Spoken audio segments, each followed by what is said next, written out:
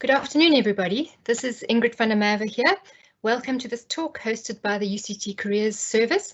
I'm Ingrid van der Merwe and I'm head of the Careers Advisory Team, which is the team that deals with UCT students in a whole lot of aspects. I'm first going to talk a little bit about the Careers Service, and then I'm going to really discuss where you're at in terms of choosing a degree and a career. So let's move over to my first slide. So first of all, about the UCT Careers Service. It's a free service for UCT students, and our aim is to help students to find satisfying occupations when they graduate. We engage with students from orientation in first year right through to postgraduate studies and 3 years beyond that. All that our office does is aim to make sure that graduates are employable, they're well-rounded, that is, they're not just good at academics, but able to show that they have other skills and sought after by employers, and that they can make a contribution to society as well as being successful. So we do this in a whole lot of ways. First of all, our advisors consult virtually with students and assist in everything from clarifying students' career options, helping students who may want to change direction, and assisting students to target CV and cover letters for part-time and full-time work, as well as bursary and scholarship applications.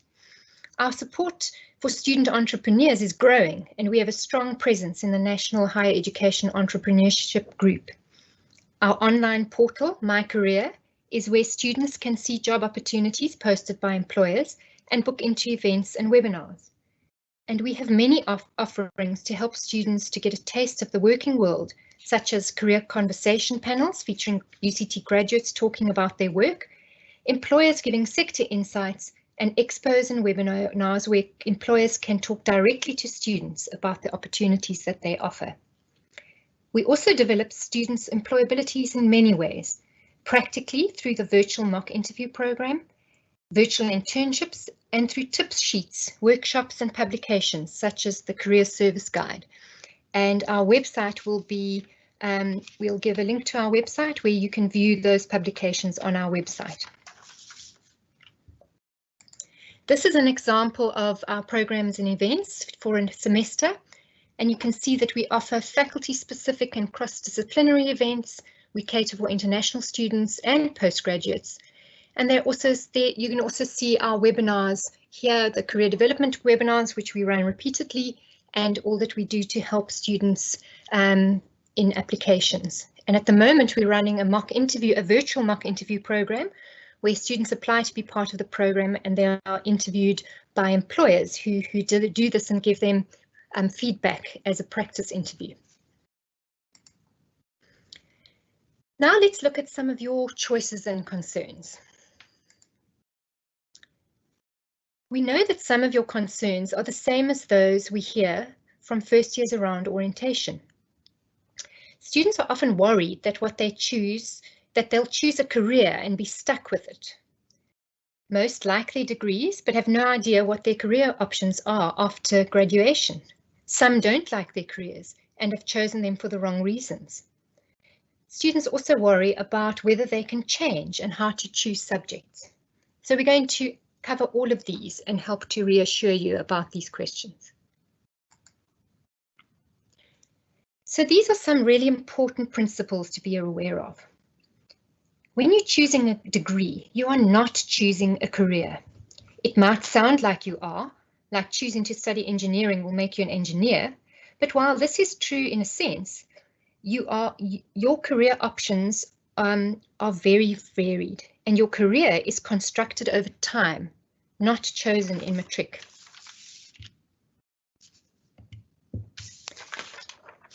Your options are not limited by your degree choice.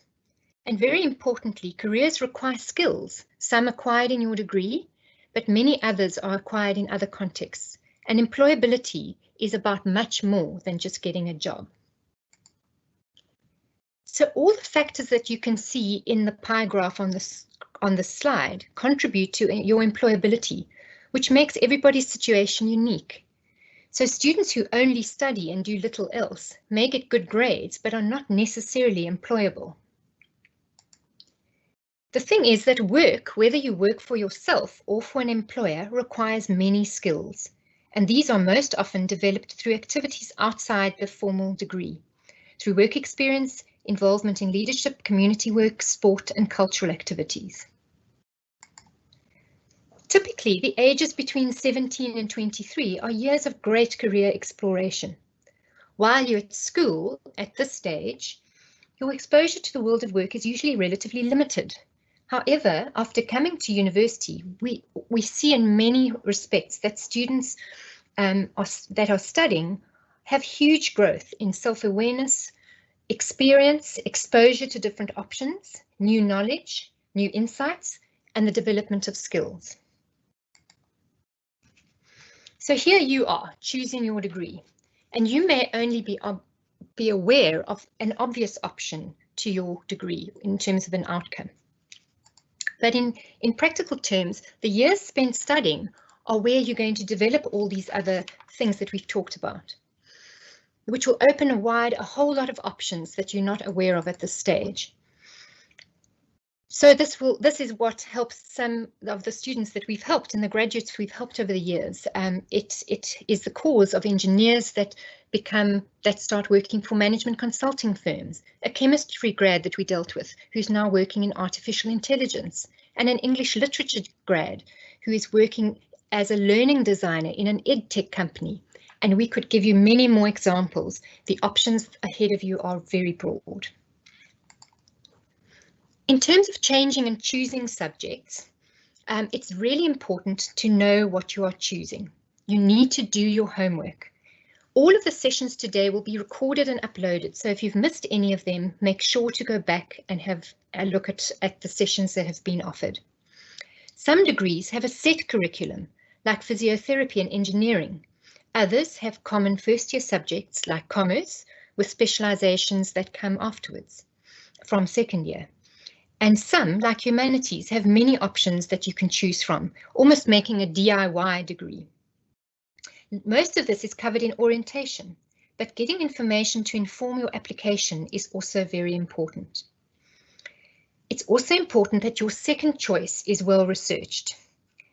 We have heard that there is an urban myth where people say that you should not put a second choice because that shows you are not committed to your first choice.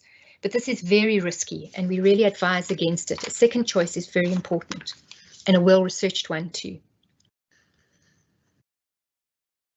In terms of changes, some changes are possible but not guaranteed, and it will all depend on the individual and the faculty. So what should you do right now? It's important to choose a degree with subjects that interest you. My favorite career theorist suggests that you ask yourself this: what questions do you want your subjects to answer?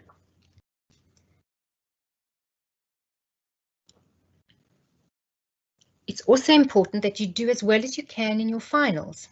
And remember that you are not choosing a path that you'll be stuck on forever. It's really important to just be reassured that you're choosing a degree. You're not choosing a career for life.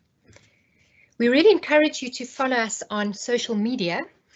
Here are our social media details and also our website details. And we are now available to ask questions. We try to keep this short and sweet because we know that there are often many questions that you may need answers to. Right, Megan, my colleague Megan is also in the chat. And she's also posting any answers to questions that you may have. Clint, if you'd like to bring me back, I am now available for questions. Right. Are there any questions in the chat? Everybody's very welcome to ask anything that you may have. Apparently there are no questions. We find this in our student groups as well, that quite often there are no questions and then suddenly there's a huge flood. And thanks Megan, who's informed me that she has put the link to our website. There's lots of information on our website, including our career service guide, which you'll find under the media and publications tab on our website. There's a very rich lots of information in the career service guide with graduates with interesting stories and all sorts of very current career articles.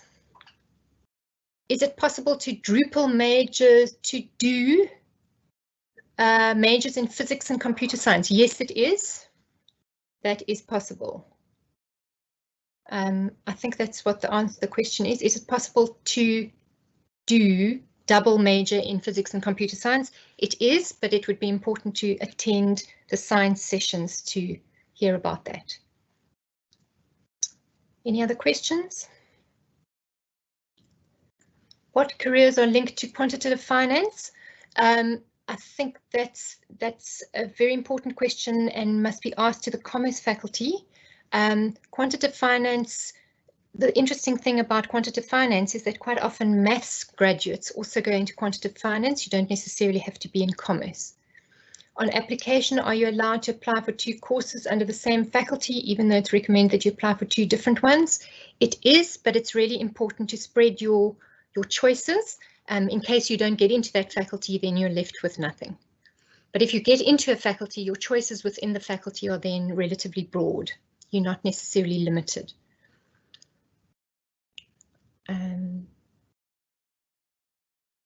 Okay, do you assist in finding VAC vacation work? We do indeed. We actually have a webinar on finding VAC work that we present to students, and also we have opportunities on My Career that students can apply to. Right. Do most students in UCT become employed after graduation? We have a very, very high employment rate. We do exit stats, and UCT is very high in terms of employability and numbers being employed. And we do stats to follow that.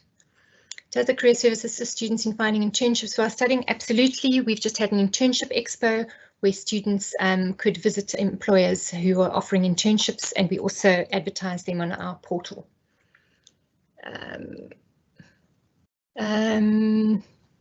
Right, questions are coming now. Do you need certain requirements in school? Yes, it's really important to find out what the requirements are to apply to UCT, and the prospectus in the admissions office will help you with that. Megan, I think we lost Ingrid.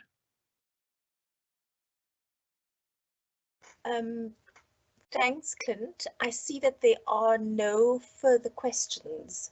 I know that sometimes students ask about getting into health sciences for the MBCHB program. And as you know, that it is very, very competitive. And, you know, there's a myth as well that if you do a science degree, that you can then enter the health sciences, MBCHB thereaafter. But at UCT, you actually have to start back to year 1 after kind of reapplying to first year and making sure that your marks are competitive. But the chances of getting in are very, very slim. So just to be aware of that, because I know many students ask that question.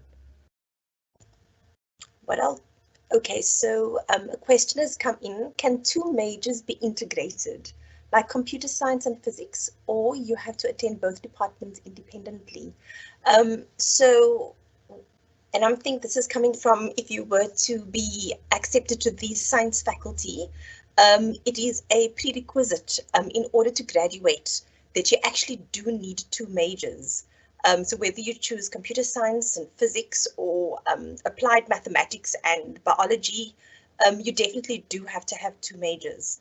So then you won't graduate. Some students do try to do 3 majors, but that is a little bit tricky, and sometimes the degree could be extended by a extra year.